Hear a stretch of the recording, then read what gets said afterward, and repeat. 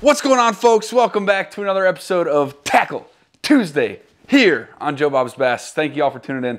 I'm excited because earlier than expected, my rod came. I got a new rod to share with you guys today. I cannot wait to get out on the water and throw this thing, but unfortunately we got a couple more weeks here in Minnesota before I can do that. So might have to make a trip over if the weather's nice to maybe Wisconsin in the next week or two. I don't know, maybe we'll hold out for the Minnesota opener. But today we are talking about the Dobyns 795 SB swim bait rod. All right, I've got this set up, not really completely ready to go yet, but just wanted to go over it a little bit with you guys, tell you kind of why I'm so excited for this rod, why I chose this rod, and kind of what I'm pairing it up with here with the reel, of course, right? So number one, the reason why I bought this rod is last season I had a Dobyns 806, all right? A little bit bigger of a rod, only 3 inches longer, but a lot heavier, right? It's a heavy rod, heavy swim bait rod. This is a medium heavy, okay? This rod, however, for what I'm fishing for the baits that I'm throwing, for the size of the fish that I'm going for, really, this should be more than enough, okay? That's why I wanted it. It's just a little smaller. It's a little bit lighter, but it's still got a ton of backbone to it, right? 7 foot, 9 inches long. It's rated for 1 to 5 ounces. So I've heard that, especially with kind of just rods in general, you don't want to max that out, right? So I don't think I have anything that's more than 3 or 4 ounces at most. I don't think I'll be throwing anything over 3 ounces, right? The Wake Walker is probably one of the biggest ones that I'll throw, and that comes in, I think, at like 2.75 ounces. So still under 3. I think that'll be plenty of rod for that, right? On the rod here, we've got FR 795 SB, 7'9", one-piece rod, 15 to 30 pound, 1 to 5 ounces, medium heavy, fast action, swim baits, glide baits, umbrella rigs. All right, umbrella rigs, it's not really a thing in Minnesota. I know some people probably throw them just because you can, but you can only have one hook. So whether that's the trailer and you've got that guy hooked up, or it's just a random one, I don't know. I've never done it. I think maybe they can get slammed by fish here, but just with that one hook, I don't know how great your hookup ratio would be. So, but as you can see here, I've got the Tiny Clash tied on. I got this off of a buddy. It's used. I don't care. I'm going to fish the hell out of it, right? I'm not looking to spend hundreds and hundreds of dollars on swim baits right now. I'm just trying to catch fish and figure out what kind of swim bait fish I like. I've always been, the last few years, I've been fishing paddle tails, soft swim baits, right? But I haven't gotten super into the hard baits just because they can be pretty pricey, right? I've had a couple cheaper ones, and I'll throw them for 5 or 10 minutes, and I'll get bored, and I want to catch fish, so I'll throw something else that I know catches fish that day, right? But this year I'm making a big deal out of actually catching these bigger swim bait fish, right? So this Dobyns 795, I've got this paired up with my Tranks 200 from Shimano. This was the first like high quality reel that I bought once I got into fishing years and years ago. I've still got it. I keep it oiled up. I probably should send it in for maintenance. I don't know if it needs new gears or anything like that. It still works like a charm.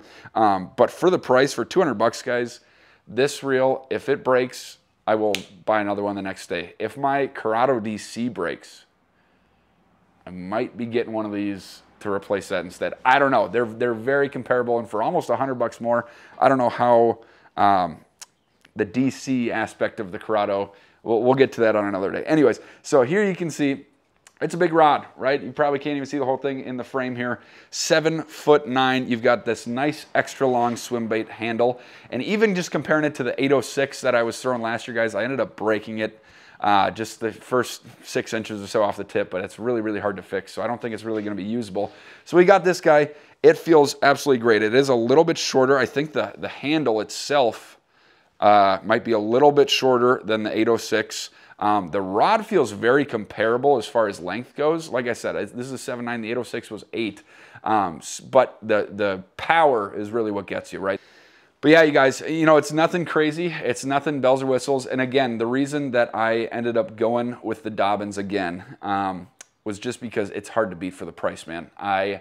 There's a lot of rods in this same price after tax. It was $149 shipped from Tackle Warehouse. Free shipping, came in like 3 days, right?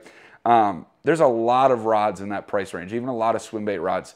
And I've been told again and again by many people, and from my own experience, it is hard to beat a Dobyns rod, man, for that price point. Obviously, if you're getting up higher and you're getting into that $300-400 price range, if you're looking at maybe the Champions from Dobyns, you know, then you're obviously starting to compete with some like Leviathan stuff and just, you know, some of that top tier quality rods that are out there on the market. So this is not quite there, right? This is for somebody that wants to get into swimbait fishing, wants to spend money for a good rod, but does not want to break the bank, okay? So that is really the main reason why I went with this rod. And again, I was super satisfied with the 806 that I was throwing last year. So figured why fix what ain't broken, right?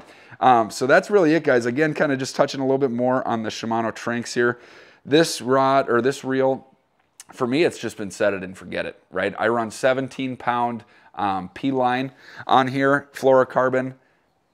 It's just great. I don't want to say never, knock on wood, broken off, but I don't think I've broken knots. I don't think my line snapped. It's got the tiniest little bit of flex to it, but nothing super stretchy, right? It's almost invisible in the water. It's just great for these bigger swim baits. Again, though, you're not going to be throwing huge swim baits on this, right? I could probably get by with 15-pound line. I don't think I would want to test my luck with like a 12-pound. 15, you're probably good. 17, that's kind of right in the middle. A lot of guys will throw a 20-pound, right? So that 17 is what I like, just a little bit smaller diameter. I actually don't have it spooled up on here because I've got some big 80-pound braid because I was using this reel to musky fish in the fall. So we've got to switch that over before the season starts here. But one other thing I want to point out here is I almost am always running a little crankbait snap on my swim bait rod, okay? Makes it just really easy to switch. Obviously, if I say, hey, I'm gonna fish this and I wanna fish it all day or until I catch a fish, I'm just gonna tie that on. But this thing does make it really nice. It also lets those baits kind of work. Some baits have a lot better action tied straight on. A lot of baits, in my opinion, have that action when they're a little bit more free with the snap on there, right? So anyways, guys, check out the Dobyns 795 SB if you're looking to get a swim bait rod. Check out the Tranx 200 series if you're looking for, check out the Tranx 200 size if you're looking for a great swim bait reel that's not going to break your budget. But this thing is buttery smooth, dude. Once you get that thing dialed in, it's just every single cast. It just feels like a dream. I'm telling you, I can't get enough of it. So a couple more weeks and we'll be throwing this thing out on the water. Thank you all for tuning in, and we will catch you next week.